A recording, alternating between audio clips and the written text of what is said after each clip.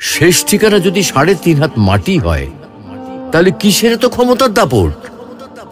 ভোর 5টায় মৃত্যু, সকাল 6টায় জানিয়ে দেওয়া হবে মাইকে, 8টায় শেষ গোসল করানো হবে, 9টায় তোমাকে নতুন কাপড়ে সাজানো হবে, জোহরের নামাজের পরে তোমার আলিশান বাড়ি থেকে বের করে নিয়ে যাওয়া হবে, 2টায় তোমার জানাজার নামাজ পড়ানো হবে, 2:30টায় তোমাকে কবরে নামিয়ে ফেলা হবে।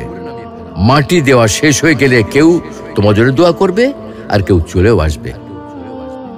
এই তো জীবনের শেষ আয়োজন। তো কিসের তো অহংকার, কিসের তো ক্ষমতার দাপট? হ্যাঁ, ক্ষমতা কারোর জন্য চিরস্থায়ী নয়। অন্যায়ভাবে কাউকে ঠকালে একদিন ঠিক নিজেকেও ঠকতে হবে, এটাই নিয়ম। হ্যাঁ, এটাই নিয়ম।